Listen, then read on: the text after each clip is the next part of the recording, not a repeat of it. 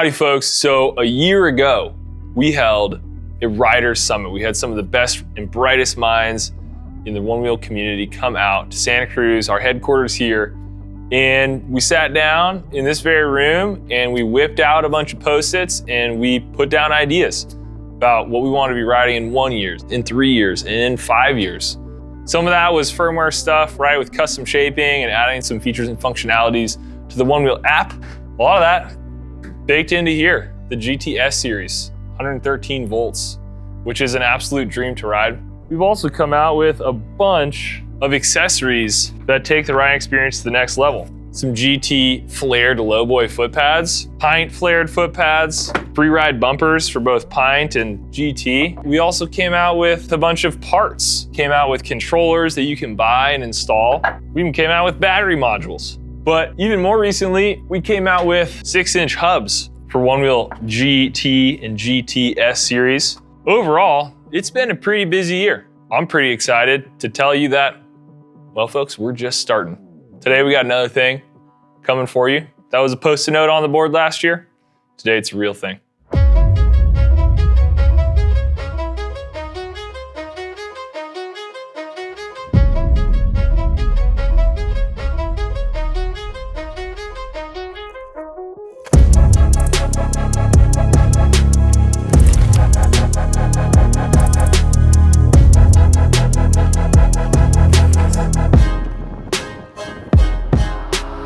That's the fastest I've ever hit this trail by far. And I've hit this trail hundreds of times probably. How much more control do you feel with this setup? I mean, this is 40, 50% more badass.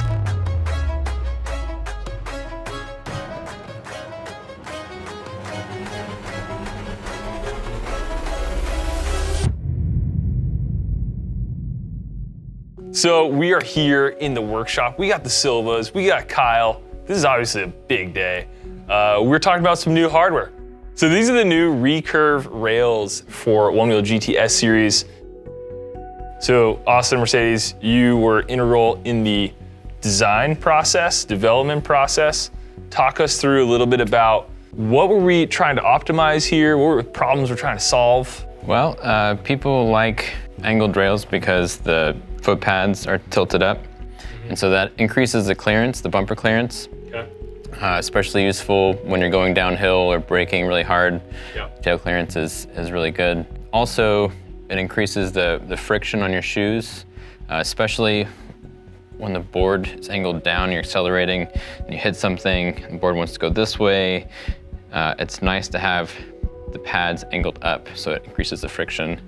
We worked on this for several months using these machines behind us to rapidly iterate on different rail geometries and figure out how to make this dream that the Silvas had into a reality. So and that's what these are. Yeah. These are all rails. Do you guys ride all of these rails? Yeah, every different iteration we rode, and there were like slight little adjustments that happened to each one. And mainly what it came down to was trying to find a good angle for the back that was not too far angled to where you get kind of like that tired braking on your leg and stuff, but to where that it's comfortable to ride downhill and anywhere, but also, still has that friction on your pads like he was talking about.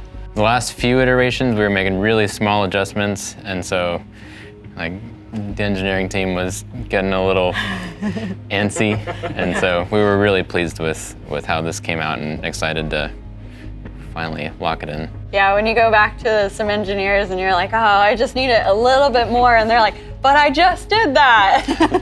But then you step on it and you just kind of know immediately. I mean, you take it out on a trail and within the first 5 minutes, you're like, this is it.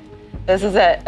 Okay, so what we did with these rails is the front edge is actually level with the rails. We just dropped the back of the front pad down, and the back is level and brought up.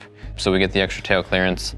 Obviously, you all have ridden probably every rail that's out there. What about these rails feel different? What's the secret sauce? For me, whenever I ride any other rail, my back leg kind of gets tired. So what happens is because you're kicked up just a little bit, your back leg is actually squatted just a little bit more. So after about like 5-10 minutes of riding on the trail and stuff, you'd get really tired pretty quickly, and you're like, you know, I know I'm not this out of shape. But whenever I rode these rails, that fatigued back leg didn't happen nearly as quickly, if at all, because these are just like, they're so mellow in the back, but you still have that clearance. And how would you say it affects like your CG or your ride height on these rails compared with straight rails? So for me, it feels like it actually kind of lowers me a little bit. I don't think it technically does at all, but you feel like you're lower, and it's actually easier to like roll the board for you. I was asking a similar question the other day, and you gave me a great example with you're closer to your To the roll axis. closer to the roll axis. Can you just do that same analogy here for the folks? Yeah, so basically, as you come away from the roll axis, your foot's moving further. It creates kind of a tippy feeling. So we drop to the front so that your front foot falls, you know, at the roll axis, and your back foot stays above the roll axis so that your front foot kind of keeps the stability, and the back foot you can use for leverage. Why is now the right time to try some new rail geometry?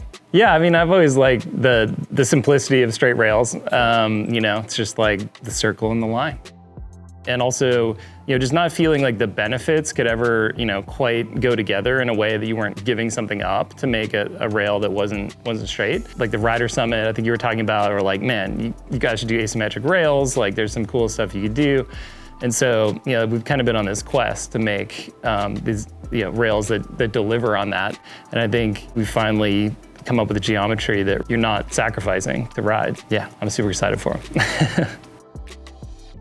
We're making some adjustments to the GTS series lineup. The first piece of exciting news, and any other day would be like the biggest news, but the base model GTS series is getting a price reduction down to $2,900. Wow. So it has been at $3,200 since it launched, but now that it's fully in mass production, and we're all tooled up on the motors, power electronics, the batteries that are in S series, which make it a sick ride. If you haven't ridden one, ask your friends. That's now at $2,900. So then we have an addition of the S series with Recurve Rails. Right. That is at onewheel.com for $3,200. And then we, after much debate and arm twisting, we decided to make a no-holds-barred rally edition that has the 6-inch GTS series hub. It has the Recurve Rails, and that's at $3,500. I think a question that a lot of people are going to have is, what if I already have a board?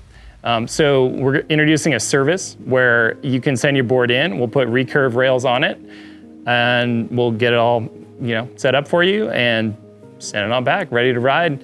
That's at $450. It's initially available for GTS series, and then we're going to be adding GT. A couple other just details, so accessories, right? Okay.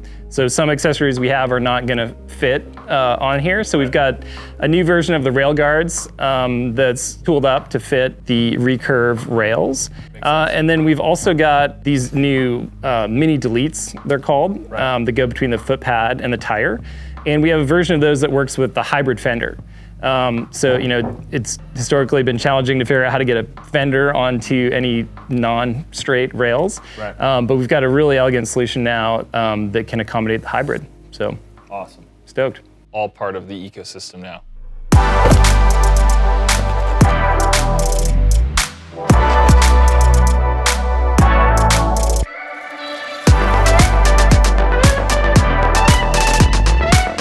Wow, well, this is a very exciting time, honestly, to be a one-wheeler. The team over here is cranking on all kinds of new stuff. It's been an exciting few months, and it will continue to be. We're not done yet. Race the Rail coming up. Summertime, it's nice outside. This is a golden age for one-wheel riders. Thanks for tuning in.